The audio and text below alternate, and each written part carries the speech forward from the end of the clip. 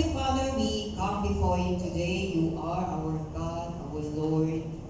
You are our teacher, Holy Spirit. So guide us today, unfold to us the truth you want us to learn, Lord. And help us, Lord, to understand that the Holy Spirit is very important. And He is the counselor that will always be beside us, oh God. Thank you that you will be with us today, oh Lord. I believe, Lord, the word will not return to you void, will be results in our lives. Bless us, oh God. Everyone will receive a rhema from you. In Jesus' name we pray. Amen. Praise the Lord. Okay, so thank you. So tuloy natin sa ano na tayo, lesson 14. And today, the topic is Kingdom Government. The Holy Spirit comes in authority. So that is very important. So our text is found in John chapter 16 to chapter 14, sorry, verse 16 to 17. And then yung mamaya is John 16, 13 to 14. So sabi rito, and I will ask the Father, and He will give you another advocate to help you and be with you forever.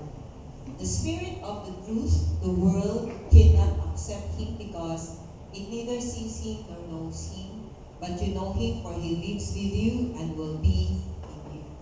Verse 14, 16 to 17, 16. But when He, the Spirit of truth, comes, He will guide you into all the truth. He will not speak on His own. He will speak only what He hears, and He will tell you what is yet to come.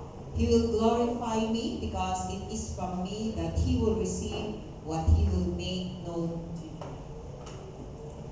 Okay, so this is about the Holy Spirit. Sabi nito, you were never created to survive earth. You were created to govern it under heaven's authority. Bawat isa sa atin ay nilikha ni God na mamahala. Kahit emotion mo, kaya dapat hindi ka nagpapadala sa emotion mo. You are not just a believer, you are a citizen. You are not just saved, you are assigned. May mission ka, may assignment ka. May trabaho ka, may gagawin ka. You are not just waiting for heaven, you are called to bring heaven on earth. So hindi mo antayin na someday, pupunta ako ng langit. Yun yung karamihan, di ba? Anyway, kahit maghirap ka dito sa langit, mararanasan mo naman. Pero, baliktad yun. Because we are here to bring heaven on earth. Dapat yung kultura sa langit ay palaganap dito sa lupa. Okay?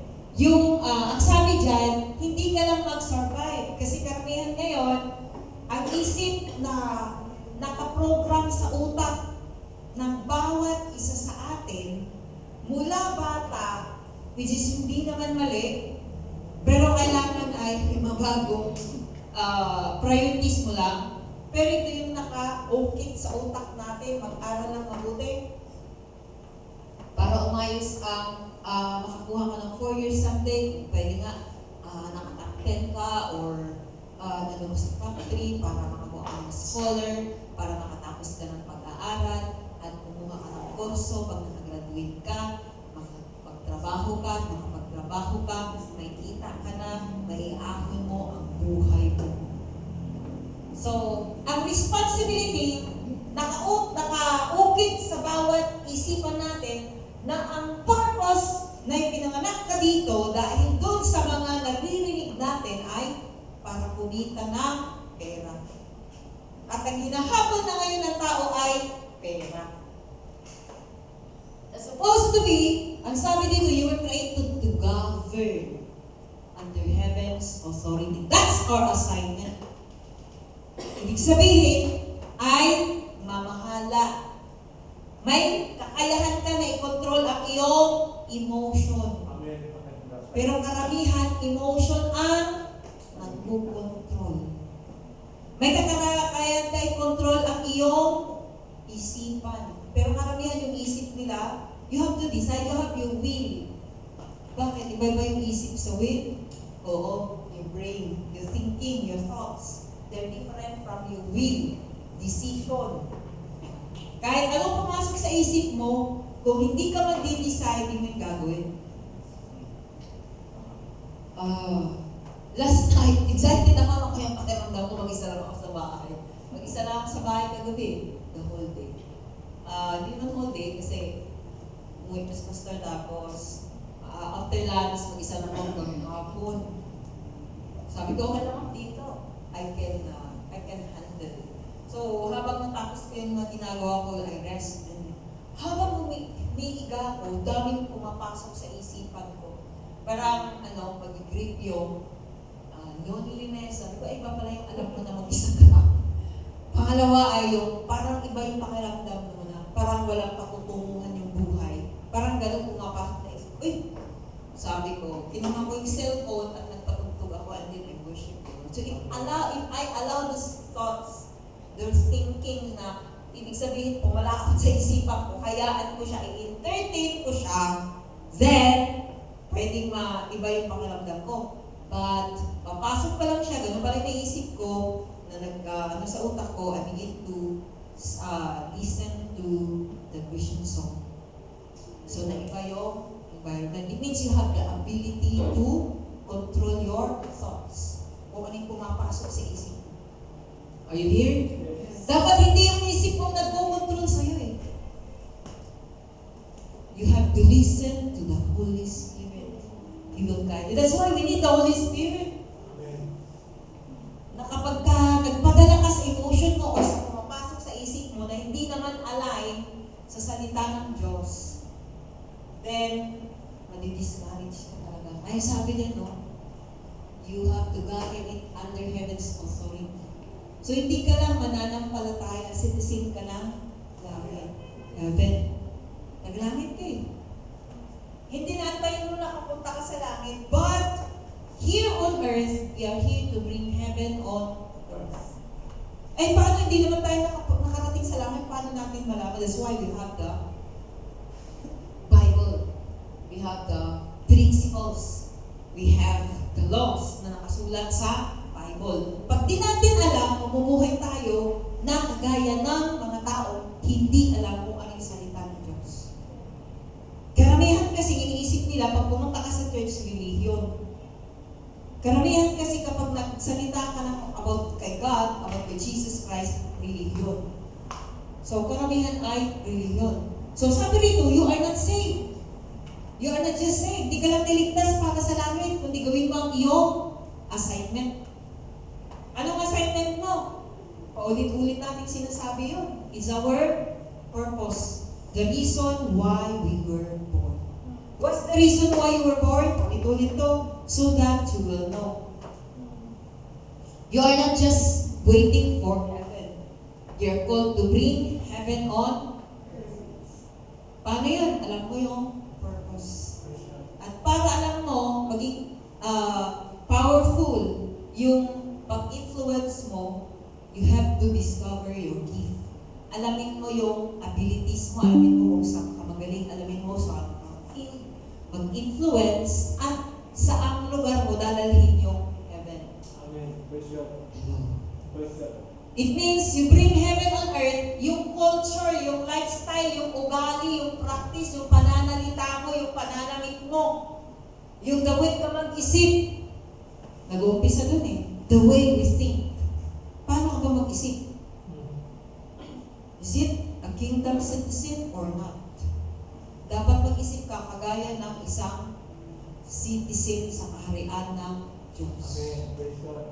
Na yung sinasabi ko kanina, na bata ka pa, mag-aral ako para makatapos ako at makapagtrabaho ako at naihahon ang aking magulang sa kahirapan. Walang mali doon. Pero, hindi yun yung main purpose bakit ka nandito. That's right. Yun na yung pinaka-number one kasi ngayon eh. Ba't ka nag-aaral? You are here to do your assignment. To excel and dominate in the field of your expertise. Lagi natin tatandaan. Doon dapat umiikot ang buhay mo. Doon dapat, kasi Kasi yun yung agenda nila, di ba? We live for Jesus. Do you live for Jesus? Yes. So dapat yun yung, meron tayong tinatawag na self-giving. Nalala nyo sa character quest? Self-giving. You cannot live like a person who develops self-giving kung di mo alam yung purpose, agenda ni God sa buhay mo. Kailangan alam mo kasi doon ka pala natin. And sometimes, naiisip yung sinasabi ko na ang daming mga tao nakikita mo na kailangan nila si Lord, kailangan nila makita yung purpose nila. Kaya lang, hindi naman tayo nila pininiwalaan. Hindi naman sila maniniwala sa sinasabi natin. Sino kayang maniniwala? Sa'yo. Na kapag siniran mo sila, they will follow, they will believe. Sino kaya yon? Yun yung field mo, kaya kailangan alamin mo kung saan field ka. Kung saan ka magaling. Kasi nakikita nila yung galing mo, maniniwala sila sa'yo. Are you here? Yes. Kaya sabi nila, don't throw the pearl to the pit.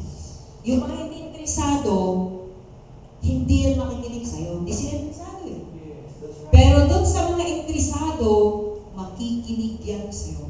Amen. Kaya si Jesus Christ, di ba, sabi niya, may mga puso na bato, mayroong matinig, mayroong matigas, pero mayroong good soil. The good soil are those who are interested, interesado. Kaya kapag interesado yan, sigurado walang makakahalala. Amen? Yes. And hindi tayo iniwan ni God. He sent us the Holy Spirit. So remember this. You are not just saved. Hindi ka lang niligtas ni Jesus para mapunta ng langit, pero niligtas ka niya para magawa mo kung ano yung agenda niya. Amen? The original design. Bakit ka niya binigyan ng galing? And He did not leave us as orphans. Sinong iniwan niya? The Holy Spirit. Amen? Amen. That's why we need the Holy Spirit. Yes. Next. A governor, that is the Holy Spirit, does not act independently. Yung isang governor daw, clear na sa inyo, di ba? Ay, wala naman nagsasabi na ang Bible, sa Bible, the Holy Spirit is the governor. So, ulitin ko. Jesus Christ is King. Nasa Bible yon. And He said, the government, sa Isaiah, the government is upon His shoulder. So, hindi religion dala niya. Kaya kung ang mga tao ay nagtatalo sila ng kung anong religion yung tama, at kapag may pumunta sa'yo na tao na iginigiit niya ito yung tamang religion or ito yung teaching namin, huwag mo nang pakinggan. Kasi hindi yan religion ang dala ni Jesus Christ is the government, pamamahala sa buhay ng bawat isa sa atin. And ang pamamahala na style na meron siya ay hindi democratic, kundi monarchy kingdom. That's why Jesus was called King. And binigyan niya rin ng dominion. It means kaya tinatawag sa Bible na tayo ay citizen. And kapag sumakop sila sa isang territory, ang kanilang colony, nagpapadala sila ng governor. At anong trabaho ng governor ito? A governor enforces the king's will. A governor shapes the colony to reflect the homeland. A governor is the visible expression of invisible authority. Ano ito ibig sabihin? Yung governor, pag pinadala siya sa colony, kagaya ng Pilipinas, colony siya ng Spain dati, di ba sinakop ang Pilipinas ng Spain. Ilang taon? 300 years. Tagal, no? Kaya hanggang ngayon, nakaugat talaga yung kultura ng ano sa atin, ng Espanyol. Ano yun? 1, 2, 3, 4, yung language, di ba? Ginagamit natin. Magkano yan? Sa is. Ito, jeans. Okay. 4. Diba? Ano yan? Lingwahe na Espanyol. Kasi nga, matindi yung kanilang pag-colonize sa atin. So, alam natin, nagsabi dyan, yung governor daw, ay ito yung magre-represent sa king, kaya siya yung magpapatupad kung ano yung gusto ng hari sa kanilang colony. And that is through the governor. At sharing nyo, di ba alam natin, ano ang purpose ng colonization? That is to make the colony look like the homeland. Ibig sabihin, yung pinadala ng Spain dito sa Pilipinas na governor, ang kanyang purpose ay para turuan ang mga tao ng lingwahe, kung ano yung food, ano yung culture ng Spain dapat ay makita dito sa Pilipinas. At inuna nila yung language, pananamit, pati mga food, di ba? Kanamihan yun. Because that's the purpose of colonization. And shape the colony to reflect the homeland and visible expression of the invisible authority. So, si Jesus, di na natin makita, but the Holy Spirit is here. And He is a symbol of authority. Ano? Authority. Anong authority? The authority of heaven is here through the Holy Spirit, because the Holy Spirit is called the governor. Naintindihan nyo? Ulitin ko, the Bible ay hindi siya nagsasabi na the Holy Spirit is governor, but the concept that the Holy Spirit is like a governor. Naintindihan nyo? Kaya pag may nagtanong sa iba, sinabi ba sa Bible na governor ng Holy Spirit? Hindi. Kagaya din ng Trinity, wala rin sinasabi ang Bible na the God the Father, God the Son, God the Holy Spirit is Trinity. Wala rin nakamention doon ng Trinity. But, the concept is there. Ano ang concept? Complete idea. Kagaya nito, governor. Ito yung trabaho ng governor sa isang kingdom. Not yung democratic Yung governor dito sa Pilipinas ay iba yung function niya sa governor ng kingdom. Tindihan niya? Yes. Kasi ang governor sa isang kaharian ay ipatupad kung ano yung gusto ng hari. At gawin niya yung colony na kagaya ng homeland. So, if the Holy Spirit is the governor, the purpose of the Holy Spirit is to fill the earth with the culture of heaven. Kaya nga, tayo rin yung gagamitin. Kaya naman, maalala nyo kanina, we are here, ano nga yung kanina? Ibalik mo lang sa last slide. Yan. You are not just waiting for heaven, but you are called to bring heaven on earth. Paano natin magawa? Through the Holy Spirit. That's our assignment. Okay? Klaro? Yes. So, dapat maintindihan natin. Okay. From all historical and academic sources consistent pattern appears that a governor in a colony always represents the higher authority and ensures the colony reflects the values of the kingdom or the empire. The una, the kingdom governor, understanding the Holy Spirit. So, di ba, pag gusto natin na makipag-relasyon sa Holy Spirit, kailangan kilalanin natin siya. That's why we focus now on the Holy Spirit. Natapos na natin to have a relationship with the Father, a relationship with Jesus Christ, and now, the Holy Spirit. So, one of the greatest, the Bible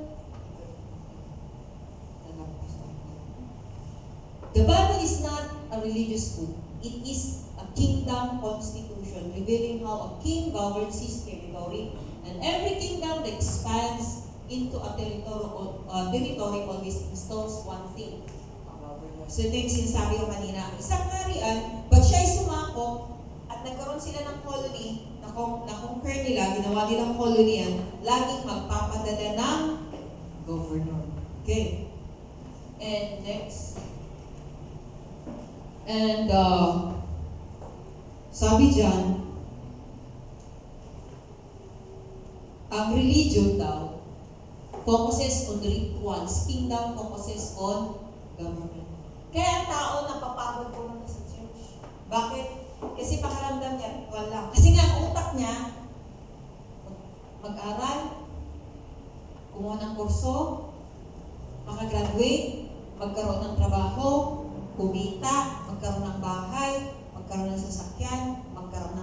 Hallelujah. Period. Dulo, mamatay. So yun lang yung nakaprogram.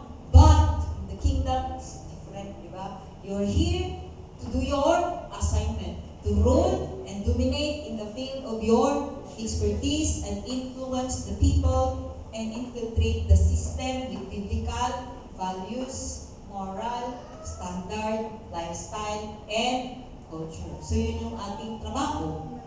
So, focuses on government. Pamamahala, ruling system. Ano ang namamahala sa buhay mo? Sinong namamahala sa buhay mo? So, ang religion produces members, but the kingdom produces citizens. And citizens live under authority, not emotion. Kaya, hindi feelings. Di ba yan lagi natin sinasabi, commitment is greater than our emotion. Commitment is greater than any feelings. Kaya tayo ay naglilingkod sa Diyos not because of feelings, not because of something, but because He is our King. Okay. So, ano yung sunod dito? So, the governor principle.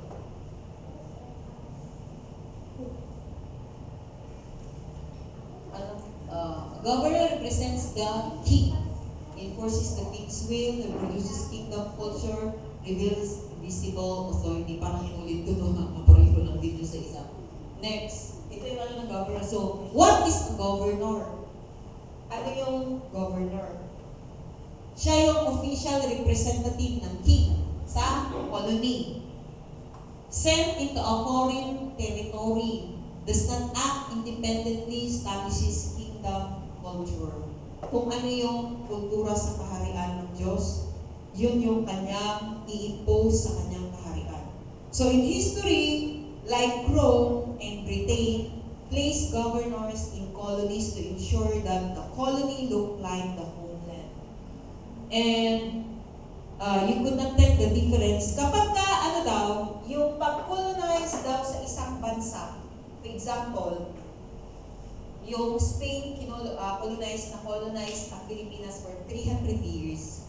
Malalaman mo daw na successful yung pag-colonize kasi wala kang makitang difference ng homeland and the colony. Tingnan nyo? Now, kung titignan natin yung langit at earth, may difference? Yes, napakalaki. Antindi. Pati na Kristiyano, pati buhay natin. Nantanong, ito tanong natin, titignan natin. Are you living like heaven on earth?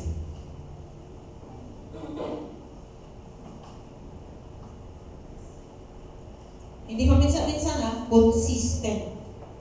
You cannot see the difference. Pero pareho. Are you living like heaven on earth? The culture of heaven, dala mo? Lifestyle ng heaven sa buhay mo, ang moral standard, ang music mo, what you drink, your food, your dress, the way you talk. Okay, so yun ay successful. And that is through the work of the Holy Spirit. So yung colony. So kung gano'n ang naranasan mo sa buhay mo, you influence the other people. The people around you. Sino yun? Mga tao binigay sa'yo ni Lord na i-influence. Saan yan? In the field of your expertise. Kaya hirap na hirap tayo mag-ano sa mga tao, di ba? Ayaw nila maniwala sa atin. Sa atin, nagagalit pa tayo minsan. But because God has given us to speak the field of expertise. Pero hindi ibig sabihin, ay, hindi ko field yan, so hindi na ako mag-share sa kanila. Hindi naman ganon. Wherever you go, you bring the culture of heaven. Amen. Because your life has impact. Buhay mo lang, makikita nila. Kaya kailangan ay maano natin, the colony was successful when you could not tell the difference between the colony and the kingdom. Ang isang example, sa Genesis 41, yung story ni Joseph. Kilala niyo na si Joseph, di ba? Lahat kayo ay dumaan sa Sunday school. Okay, Joseph is an appointed by Pharaoh as governor over Egypt. Joseph does not his own authority. He enforces Pharaoh's will, manages resources, and ensures the nation survives famine. Egypt functioned under Pharaoh's authority, but Joseph was the visible administrator. Siya yung nagpapatupad, pero hindi niya pinapatupad yung gusto niya. Depende kay Pharaoh. Kanya kung ano yung sinasabi ni Pharaoh, yun ang susundin ni Joseph. Although siya yung nag-isip nun. Siya yung nag-isip. Pero so binigyan na siya ng authority. Okay, you do whatever you plan to do. Back up siya ng Pharaoh. Pero pag hindi approve ng Pharaoh, hindi niya gagawin yun. So it means he moved according to the Pharaoh's approval. Amen. Hindi sa sarili niya paraan o sarili niyang decision lang. But it must always be in approval or aligned dun sa gusto ni Pharaoh. So Joseph is a picture of delegated authority representing a higher throne, and that is Pharaoh. So ganun din yung Holy Spirit. So think of an ambassador. Ano nga ambassador? Na-assign ka sa ibang bansa. So meron tayong ambassador sa China, basta friend ng ating bansa. Pero kung hindi ka friend ng bansang yan, hindi nila pahintulutan yung ambassador. So he doesn't create his own policies. He represents his home nation. His job is to make that foreign place reflect the interests and values of his homeland. So a governor does not invent, he represents. Ano ba? Pangalawa, the Holy Spirit as governor. So yung function niya ay kagaya ng governor. Kaya sabi natin kanina, wala kang klarong nakasaad sa Bible na siya ay governor, pero yung concept doon. Saan makikita yun? John 16:13, but when He, the Spirit of truth comes, He will guide you into all the truth. He will not speak on His own. Di ba yan yung governor? Nakadepende siya sa kanyang hari. So the Holy Spirit will not also speak on His own. He will speak only what He hears, and what He will tell you what is yet to come. And He will tell you what is yet to come. Pero ang plan dito is, He will not speak on His own. He will speak only what He hears. So kung may nagtatanong sa'yo, bakit ko tinatawag na governor siya, ito yung i-explain mo. Pero i-explain mo muna sa kanila kung ano yung kingdom. Because a lot of people doesn't understand how a kingdom works. Naintindihan? Okay. So, that's why we need to know the Holy Spirit para mag-ayos ang ating relationship sa Kanya. Jesus did not leave believers as orphans. He sent the Holy Spirit not as feeling. Hindi para maramdaman pag Sunday. Hindi para umiiyak kapag Sunday. Kasi hindi para maging masarap yung feelings mo. Kasi karamihan ganun. Magsimba ka ba kasi ang sarap ng feelings? So remember, yun ang nabasa sa ating emotion. So the Holy Spirit is very important. So He speaks the King's mind, enforces the King's will, builds kingdom culture in believers, represents heaven on earth. So yun yung purpose ng Holy Spirit. Kaya sabi sa Acts chapter 2, when the Holy Spirit comes, the disciple, di ba nag-gather sila? Hindi ko na sinulat yun eh. Hindi sila dapat mag-umpisa hanggang hindi nila natanggap yung Holy Spirit. So this speak, move, and operate as directed by the Spirit. So Peter once fearful, takot sila, di ba nagtago sila? Nung namatay si Jesus Christ, nagtago na sila. Even after the resurrection. Kasi sinabi na sila ni Jesus Christ, they will gather together and wait for the Holy Spirit. And pagkatapos na bumaba yung Holy Spirit, tumayo si Pedro. Hindi kami lasing, sabi niya. We are just filled with the Holy Spirit. So the governor arrived and heaven began operating through them. Imagine installing, alam niyo yung familiar kayo sa OS, di ba? OS. Ang OS ng cellphone na hindi iPhone, ang tawag dyan ay Android. ang sa OS. iOS sa iPhone. Naintindihan nyo? Ang tawag doon, operating system. Okay. Pag sa iPhone, pag dina-upgrade yung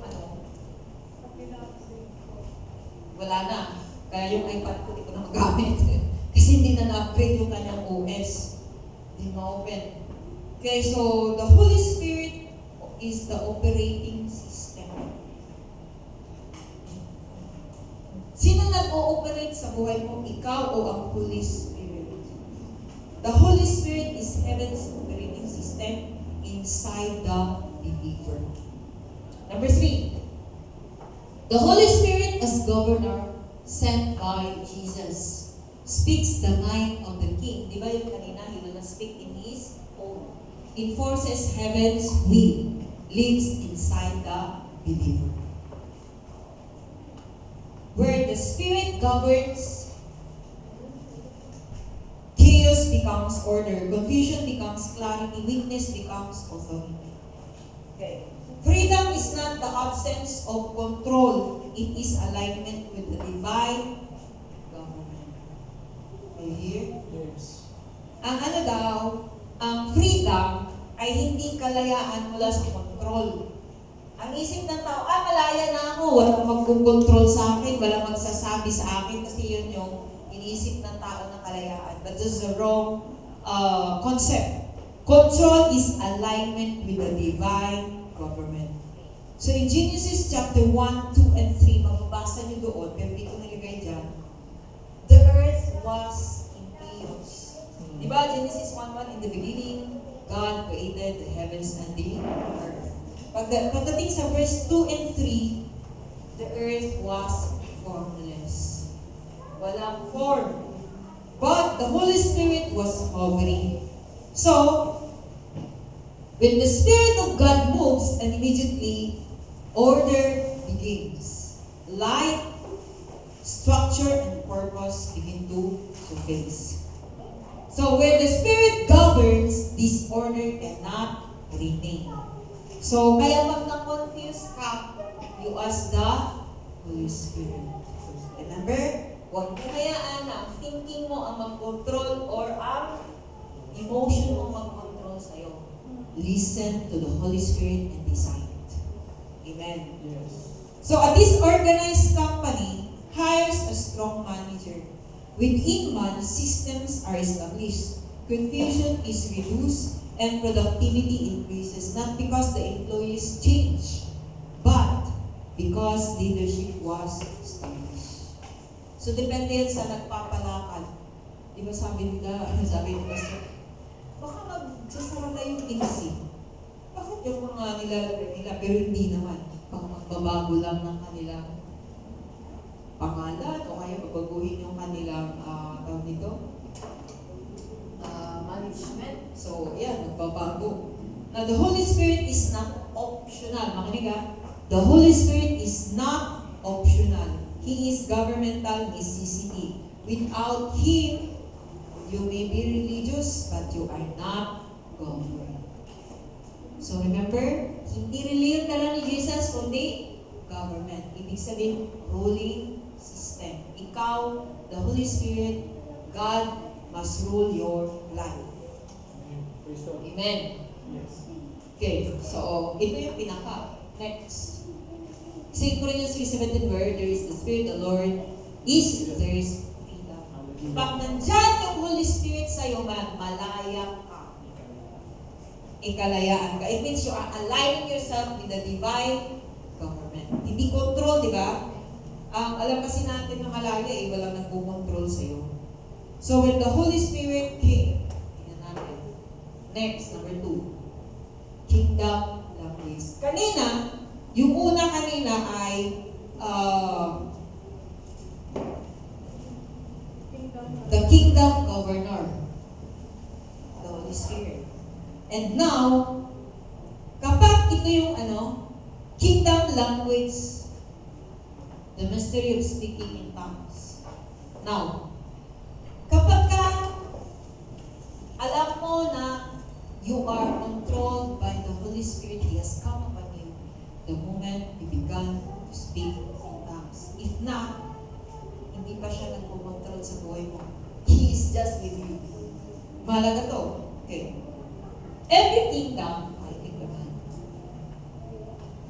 Language is governmental identity. Because every kingdom has a language.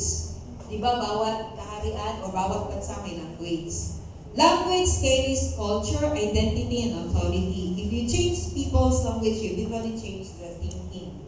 So when the Holy Spirit came as governor, He did not only bring power, He brought kingdom language. Ito, yung sinasabi natin. Ano yung language? Ito yung bibigay sa'yo ng identity, and language shapes thinking. Paano ma-shape yung thinking mo kung walang lingwahe? Language na sinasalita. Because words carries the idea through your language. Kapag nagsalita ako dito na hindi nyo maintindihan, walang masishape sa isipan mo. Okay. But in the kingdom of God is different. It's the Holy Spirit that will lead us.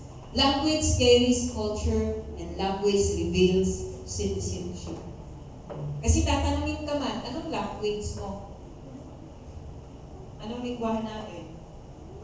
Filipino, Tagalog. Ilonggo. Dialect yun. Okay, so the language. Ano bang tawag sa language ng Pilipinas? Filipino? Filipino. Okay. So, Filipino. Pag nilagay mo dun sa application mo, anong language mo? Filipino. They can identify your citizenship. Pag nilagay mo citizenship mo Filipino, ibig sabihin, marunong siguro magsalita ito ng Filipino. Okay, identity carries your culture. Ibig sabihin, may culture ka, kultura mo, makikita. Your practices and reveals your citizenship. So, yun yung nagpapakita. Now, ibig sabihin, sa pamamagitan ng iyong lingwahe. When the Holy Spirit came as governor, He did not only bring power, He brought kingdom language. Pakikita mo. Acts 2:4. Ito na yung sinasabi kanina. 1 hanggang 4 lagi natin binabasa. Ito verse 4 lang. They began to speak in other tongues as the Spirit enabled them. Capital S. Sino ang nag-enable sa kanila na magsalita ng iba-ibang lingwahe? The Holy Spirit. It is the Spirit that enabled them. So therefore, hindi mo gawa-gawa yun. It comes from the Holy Spirit. Because He has control you. Next. May isa pa. Hindi pala naisulat. Tongues is kingdom language, language of heaven, evidence of the Spirit, beyond human understanding. Ano ibig sabihin? Next. Yan. 1 Corinthians 14 verse 2, He who speaks in a tongue speaks not to men, but to God. Hindi mo alam ang i-pray mo, you speak in tongues. Kanino ka nagpag-usap? Kay God. Ang nag-speak in tongues daw, hindi siya nakikipag-usap sa tao. He is speaking to God. Nasa Bible yan. What does it mean? Tongues is a governmental. Tongue is the language of heaven expressed through earth. Evidence of kingdom, occupation of a citizen. A spiritual communication system beyond human limitation. Ibig sabihin, ebidensya ng utak mo, isipan mo, is filled. Hindi yung sarili mo gusto. Are you here? A spiritual communication system beyond human limitation. Kung maalala nyo, marami akong teaching about the Holy Spirit before that. Merong experiment, di ba? Natinignan nila yung isipan. When you begin to speak in tongue, your mind rest. Nakapahinga yung isipan mo. Pero pag nagsalita ka sa iyong language, nagpipray ka, gumagana yung sarili mong isipan. Can you remember the illustration? Doon sa isang narinig mo. Wala ka pa yata nun eh. So, ibig sabihin yung ating narinig na the scientific experiment, kung maalala nyo. Nag-series ako about the Holy Spirit. na tinignan nila yung utak ng tao na nagpipray according to his language, yung isipan ng isang tao na speak in tongues. At yung tao nag-speak in tongues, according sa science yung experiment nila, naka-relax yung kanyang isipan. Pero yung nagsasalita, nagpipray according sa language niya ay gumagana yung isipan. It means he is controlled by the Holy Spirit. So hindi ka na-possess. You are controlled by the Holy Spirit. Praise God. So that's the evidence that you are the first evidence. This is the language of heaven. Maraming Kristiyano din nila ito naiintindihan. Anong purpose ng speaking in tongues hindi mo naman naiintindihan? Ano nga sabi natin kanina? When you are speaking in tongues, you are talking to God. When you are speaking in tongues, you are enabled by the Holy Spirit. Beyond human limitation. And that is your identity as a kingdom citizen. Kaya isa yan sa marka eh. One of the marks that you truly follow Jesus Christ is speaking in tongues. So kung hindi ka pa nag-speak in tongues, you have to desire for that. Because the Holy Spirit does not control you yet. Ikaw pa nagpo-control sa buhay mo. But the moment you allow Him to fill you, you allow Him to control your life. And He is the King. Siya ang susi.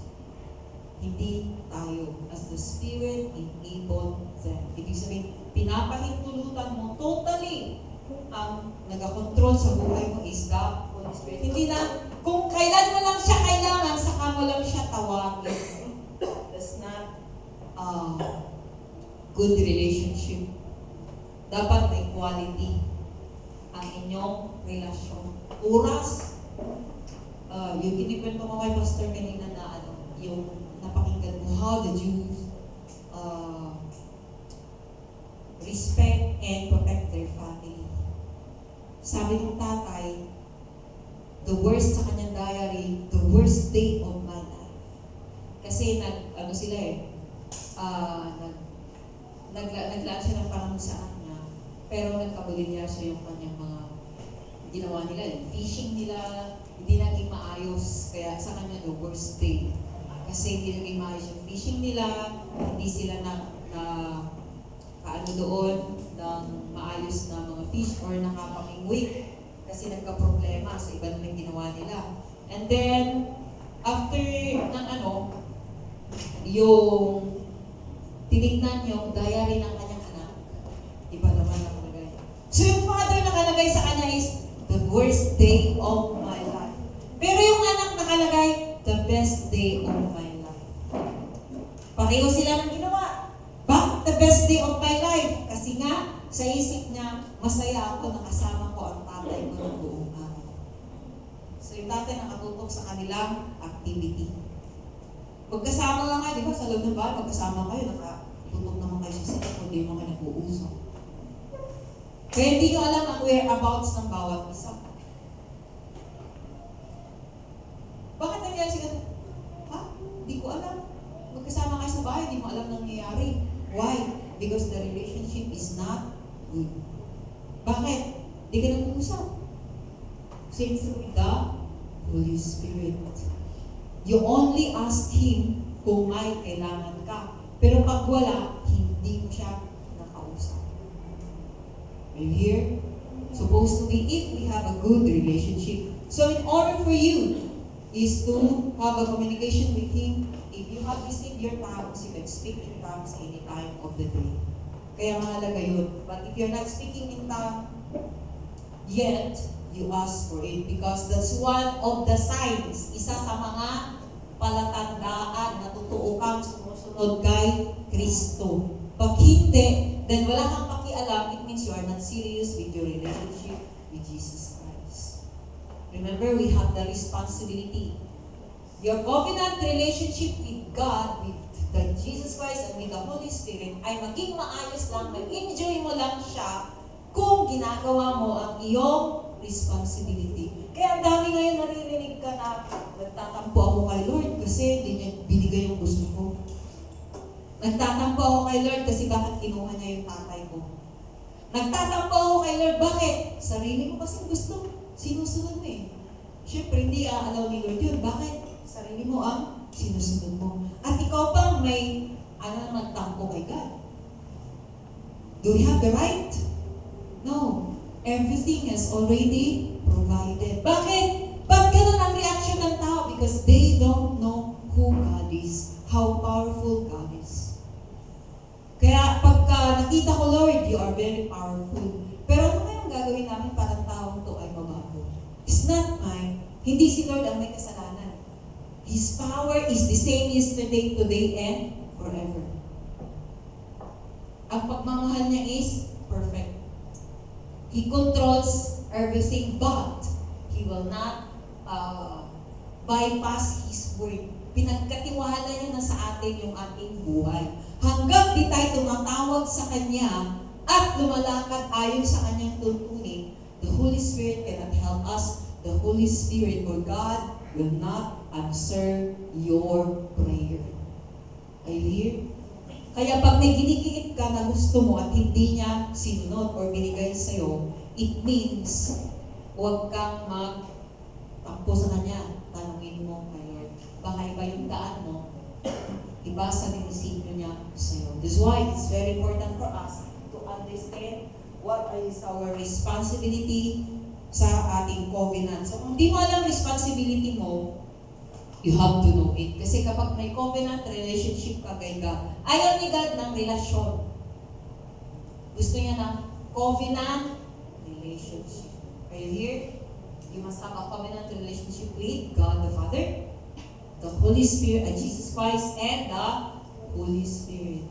So kaya kailangan kilala natin ang Holy Spirit. It was not emotional. So the Holy Spirit enabled them, sabi sa Acts chapter 2 kanina. So the language, it was not emotional, it was governmental evidence. So when an immigrants move to a new country, learning the national language is essential. Pag pumunta ka sa isang bansa, yung matutunan mo yung lingwahe nila ay mahalaga. Without it, you cannot fully function or integrate into the society kasi hindi mo sila naiintindihan, hindi ka rin nila maintindihan. You have to determine para makapag-participate sa kanilang system. Kaya pangalawa, why the governor gives a language? Bakit kailangan tayo magkaroon ng lingwahe? So alam natin kanina, we are colony. The earth is the colony of heaven. Ano ang goal ng colonization? To make the earth look like heaven. So we have to bring heaven on earth. So dapat namumuhay ka ng parang langit dito sa lupa. Kasi kapag hindi, ayusin mo muna. So the governor ensures citizens to begin to reflect the homeland culture. Language ang first step. Nauna yung lingwahe. Tongues accomplishes this by aligning your spirit with God, bypasses human limitation, enables divine communication. So kanino ka nakikipag-usap when you're speaking in tongues? To God. And you are being led or enabled by the Holy Spirit. Sabi sa Romans chapter 8 verse 26, the Spirit helps us in our weakness. You don't know what to pray, He will tell you. So the Spirit helps believers pray when they don't know what to say. Pag di mo alam kung ano pray mo, you pray in tongues. Pag wala ka pang lingwahe, ay di, you ask the Holy Spirit to feed you. Heaven supplies what human limitation cannot. A child learning to speak begins by repeating sounds. Paumpisa pa lang. Before understanding meaning, over time, those who sound shape thinking and identity. So language shapes internal transformation. Nag-umpisa sa loob. Before external understanding. It's your decision. Number 3.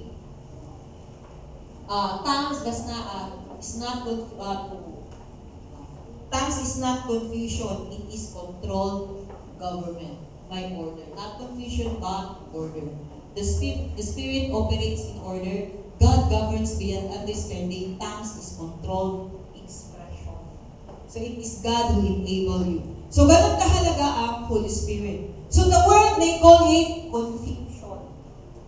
Maraming mga churches ayaw maniwala kung yung speaking in tongues because they don't understand how a kingdom works. Kasi kapag ka nagkaroon ka ng maling pananaw sa Bible, iniisip mo relihiyon. Iniisip mo relihiyoso ka. That's the wrong mentality. Diyan? Huwag mo isipin na mayroon kang relihiyon because Jesus did not bring a religion. He came to restore rulership, dominion. So, the world, they call it confusion. Hindi totoo. Galing sa demonyo. Yun ang sinasabi ng iba. Speaking in tongues comes from the devil, yun sinasabi. But speaking in tongues is the language of the Holy Spirit. Because when you speak in tongues, klaro, binasa natin kanina, nakasat sa Bible. Speaking in tongues is not spiritual option. It is kingdom evidence that the governor has taken residence in you. Ibig sabihin, pag nag-speak in tongues ka, you do it regularly, hindi lang isang beses, hindi lang the time. The time that you receive your tongues, kailangan ay tuloy-tuloy na yun. Dahil palatandaan yan na ang banal na espiritu ay nananahan sa buhay mo. Without it, the residence, the Holy Spirit is not yet residing in you. He is just with you. Are you here? Do you want the Holy Spirit to reside in you? You have to long for the Holy Spirit. Amen. Hindi mo kailangan ng validation ng ibang tao. Hindi mo kailangan i-appreciate ka ng ibang tao. Nag-post ka, walang nagla-like. Or pumunta ka sa isang lugar, walang namamansin sa'yo. Ayoko na sa inyo, walang namamansin sa akin. Hindi naman ako bida dyan. Dito ako kasi bida ako. Pag yun ang hinahanap natin, it means the Holy Spirit is not yet controlling us. Are you here? Because He will give you, ano nga yung nakaraan? He is the seal. Guarantee that you are the Son of God. Anak ka ng Diyos. Is the Holy Spirit. So you don't need validation because you know you are special in the sight of mahalaga ka eh. Special ka sa Kanyang harapan. And you don't need validation of other people. Yun ang hinahanap ng tao yun. Gusto yung na-appreciate siya, gusto siya yung bida, gusto siya yung pinapansin, gusto siya yung laging binibigyan ng halaga. Pag hindi niya maramdaman yun, ayoko na sa'yo. Ayoko na sa inyo. But a person who knows, a person who is controlled by the Holy Spirit, sealed by the Holy Spirit, he knows that he is the Son of God. He knows his purpose. He don't need validation. Amen? That's right. Because we have the Holy Spirit. This is living in us, the presence of God. So speaking in tongues is not spiritual option. It is a kingdom evidence. Evidence siya na ikaw ay citizen ng kaharian. The Spirit does not produce disorder. He governs expression. So sa mga unfamiliar sa atin, kagaya niyan, di ba sa computer may tinatawag sila ng coding? Pinag-aaralan niyo yung mga code-code na ganun. Ang trabaho ng asawa ng pamangkin ko, naglalagay sila ng mga code-code sa akin, hindi ko maintindihan yun. Mga code-code na yan. For them, it has a meaning. So, hindi na familiar. Yung familiar? Yung mga coding-coding. Ako, hindi ako masyadong ano doon. Pero, may ibig sabihin yan. So, pagkagaya ko, dahil hindi ako equipped sa ganyan, wala akong pakialam. Akala ko wala lang yun. Yun pala mahalaga yun. It's part, every code, pag nagkamali ka, hindi yun gagana. Hindi mo yun nakikita. Why? Because for them, it has a meaning. Same through with us. Computer coding looks like random symbol, but to a programmer, it is structured, precise, and powerful. What seems like confusion is actually a higher system of communication. Remember, the Holy Spirit is our OS.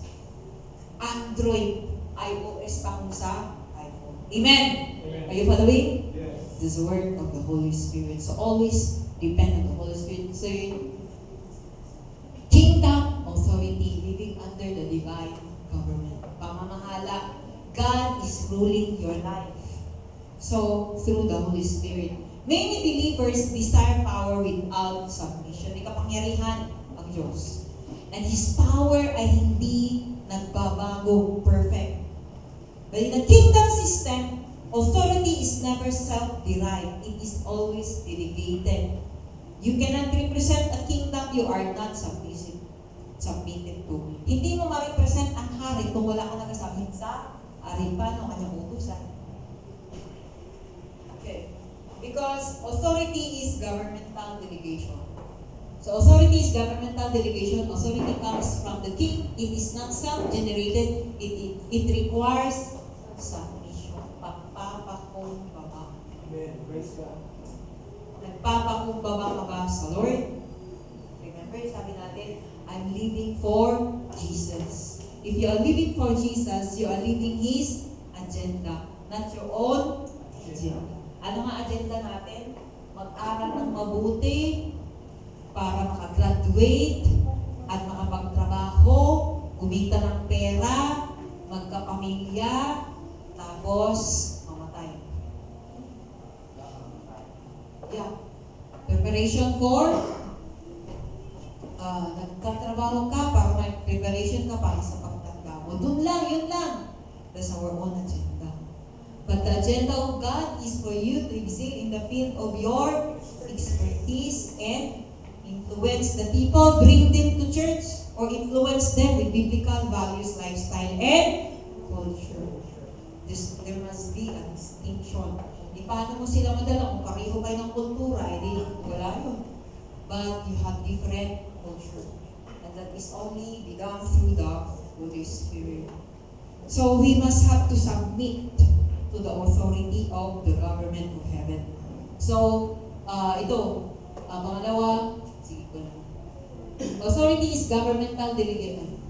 Sabi sa Luke 18:19, I have given you authority to trample on snake and scorpions and to overcome all the power of the enemy. Nothing will harm you. The weapon formed against you shall prosper. Walang mag-prosper. But, ano yung requirements? Submit to the authority of heaven. Amen. So, hindi si God ang may kasalanan, tayo. Without submission to the governor or the Holy Spirit, authority becomes illegal. Wala kang, karapatan, wala kang authority. Jesus gives His disciple authority over the power of the enemy. Their authority is existed because of their connection to Him. So, hindi mo rin mararanasan yan kapag hindi mo, hindi mo ma-exercise kapag wala kang connection sa Holy Spirit. Authority is effective only when backed by higher power. So how authority? Ang tanong ngayon, paano ma-activate? Parang ganito, may apps sa cellphone mo. Pag nag-download ka ng apps, pag hindi mo i-activate, kahit i-install mo pa yan, ganun kayo yung mga apps, di ba? So, yung Maxim, pag download ko, kailangan ko siya i-activate. Pag hindi ko siya magamit. We were given authority. Pag di natin ma-activate, di natin magamit. We are powered by the Holy Spirit. Pero pag di natin ma-activate, walang purpose, walang silbi sa atin yun. Parang yung code lang na hindi natin maintindihan.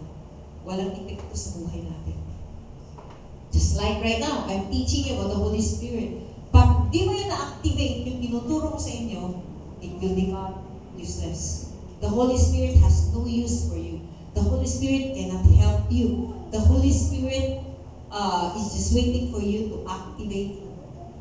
So how authority is activated? Through the Holy Spirit, through alignment with God, through spiritual activation. Anong spiritual activation? Pinaka-number 1, surrender to God and live for Jesus. Ano yan? Sinurrender mo lahat, hinulog mo lahat ng fear mo, lahat ng dream mo, lahat ng kung anong desire mo, lahat ng kung anong gusto mo. Iniwan mo yun at pinulot mo, kinuha mo kung anong agenda ni God. If anyone would come after me, he must deny himself, take up his cross daily, and follow me, sabi ni Jesus. And that's your agenda na iniwan mo. And take up the agenda of God. This is to excel and dominate in the field of your expertise and influence the people. Amen. So that is very important. Kaya tayong problema sa Pilipinas. Kaya ang daming corrupt. Kahit sino muupo dyan na politiko, pag hindi sila kingdom citizen, still the same.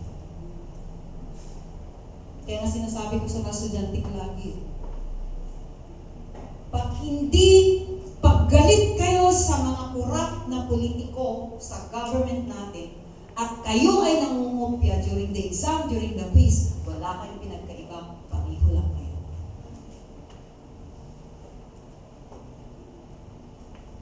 Silang salita, quiet sila lahat. Sabi ko, wala kayong pinagkaiba because it started inside the soul. Hindi mo ako niluloko mo sa sarili mo.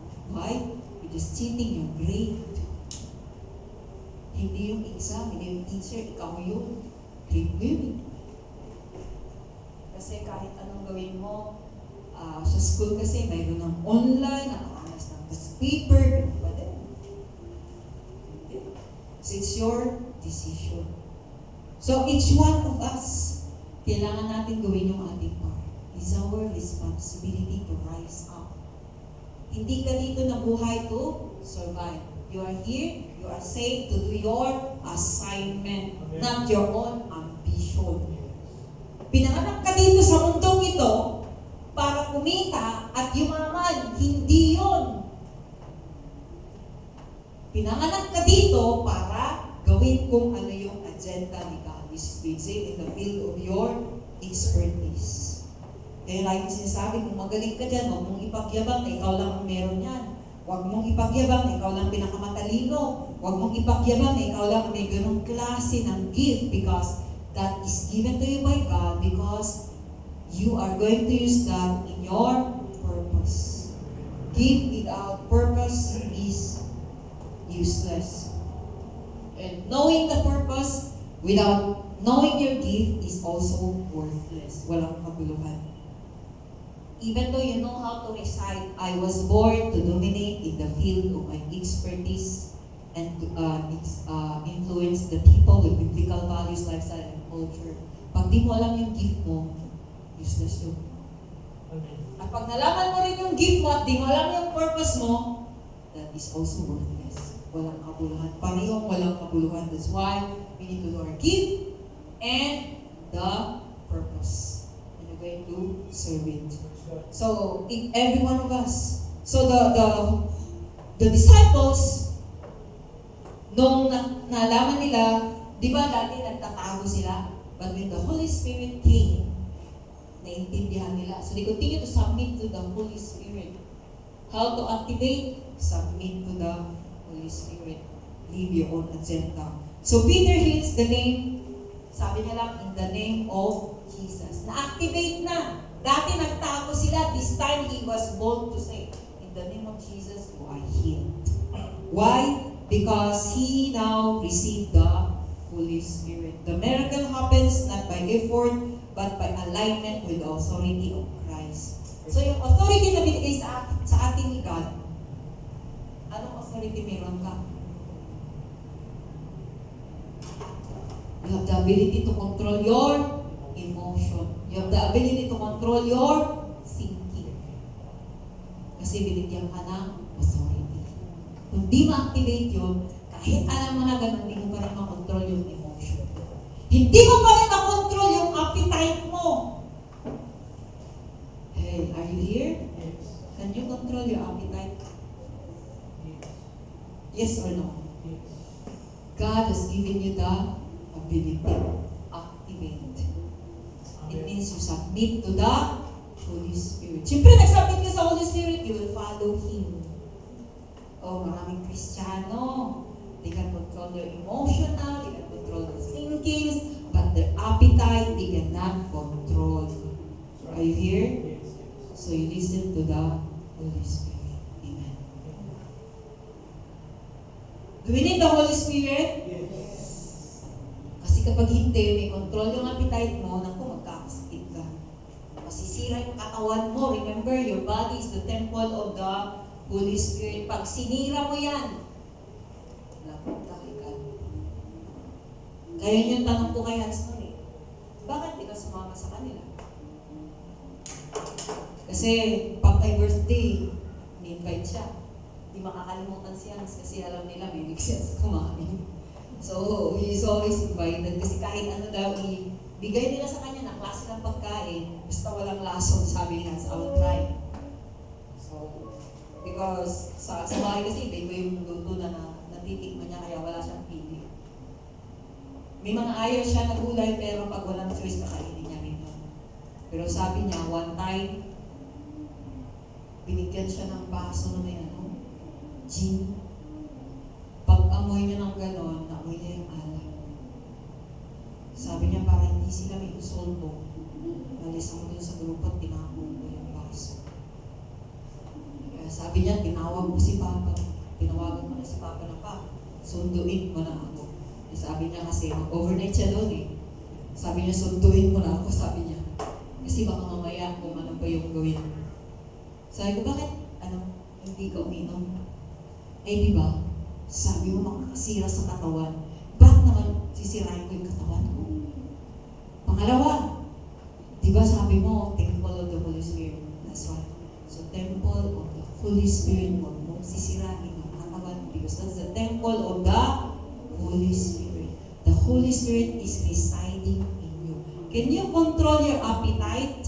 If you cannot control, allow the Holy Spirit to submit to Him. Amen?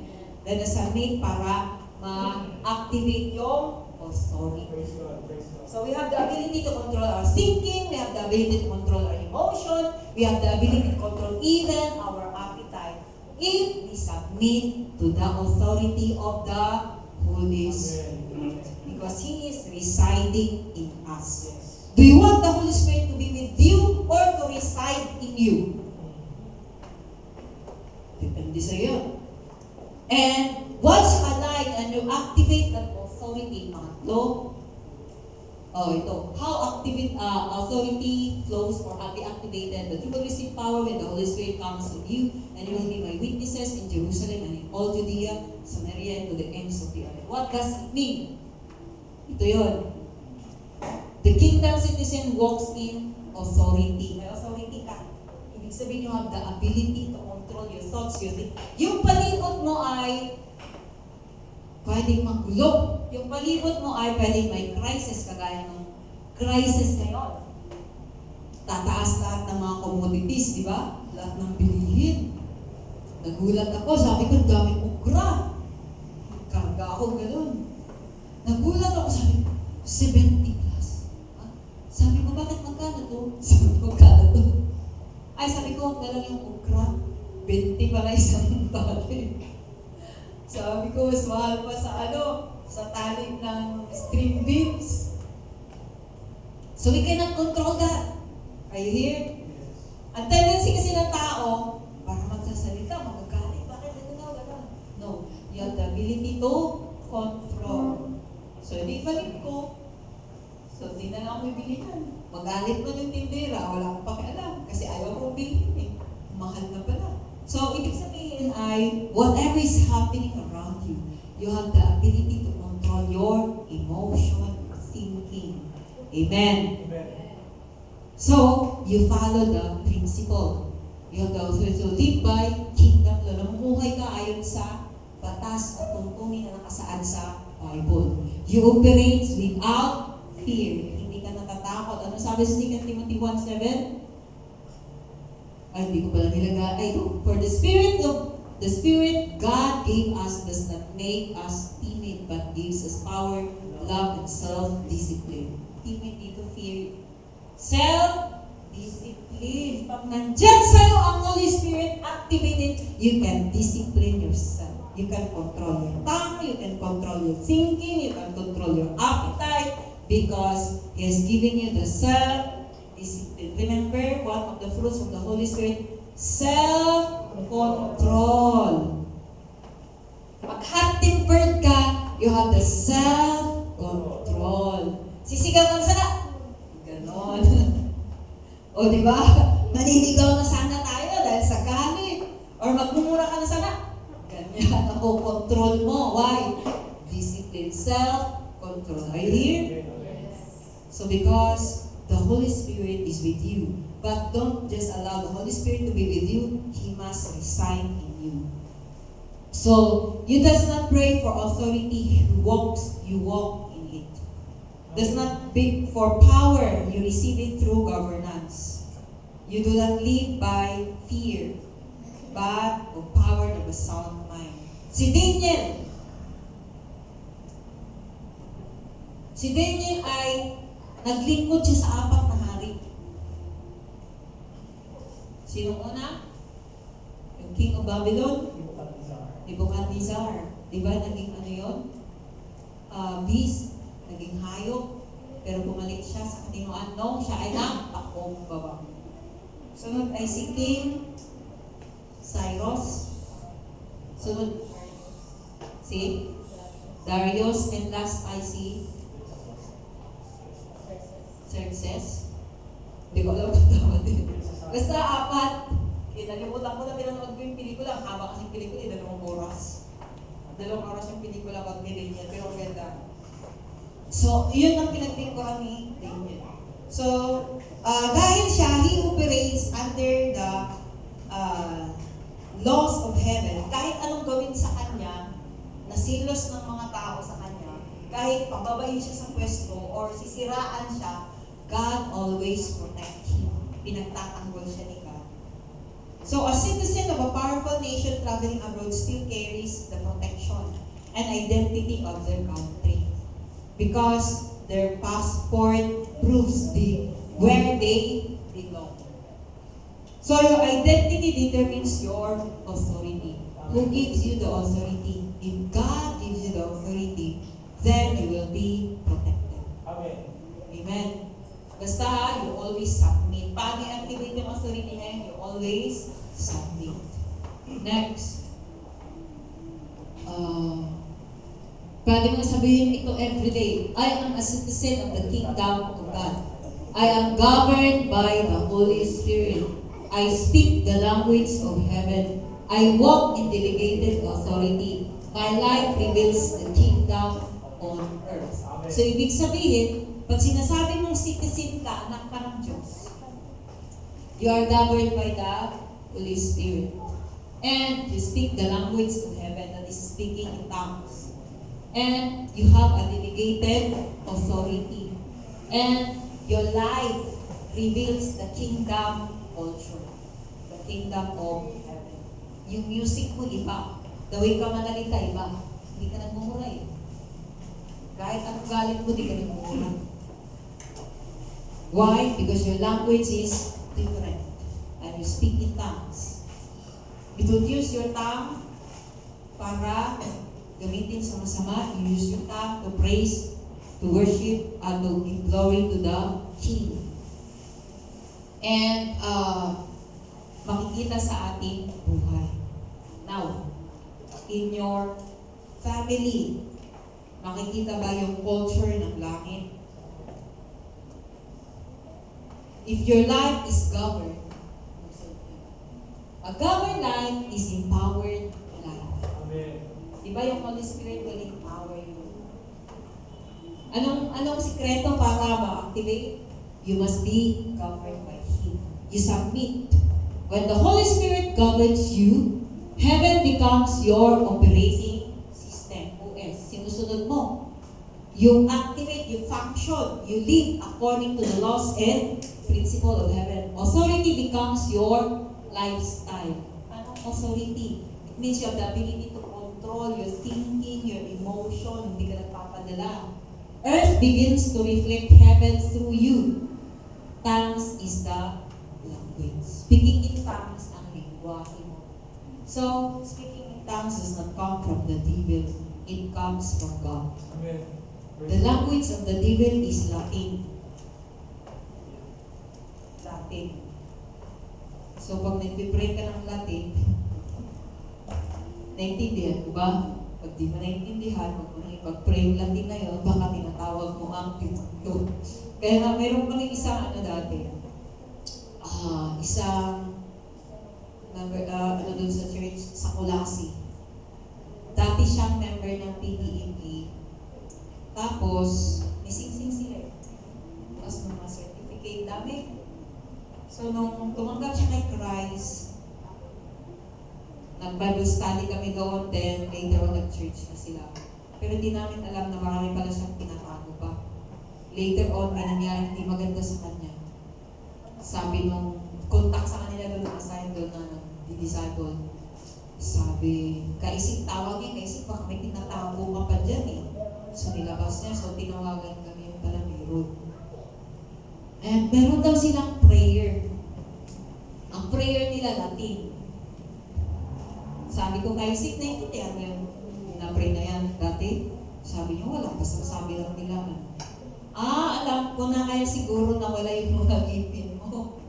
Kasi nagkahulog lang ng ngipin niya, baka sinasabi mo malis ang ngipin ko, malis ang ngipin ko. Kasi nga, nawala na siya ng ngipin, nagsakit siya, tapos bigla lang. So sabi ko, baka nung time na yon ay, kasi araw-araw nila, pray yun eh. Sa PBB siya. Meron pala silang Latin na pray. So pag di mo naintindihan, huwag mo na pray. Kasi baka mamaya kung ano yung pinag-pray mo dyan, yun pala sinusumpa mo yung sarili mo. Kaya dapat ay ipakumbaba mo kay God. We must surrender everything before the Lord to activate everything, and the Holy Spirit can have residence in us. So we have the laws and principles. We have how we are saved. We have the angels, and we have the Holy Spirit. But all those things will become useless and has nothing to do with us. And we can never experience unless we surrender our life to Him. Unless hindi tayo magpakumbaba at sundin sa prompting ng Holy Spirit. That's why we need the Holy Spirit not just to be with us, but to reside in us. Para malaman mo that the Holy Spirit is residing in you, you must have to ask the Holy Spirit to give you His tongue. And if you already received your tongue, you have to use it every day. So allow Him to have the residence in your life. Let us pray. Thank you, Lord.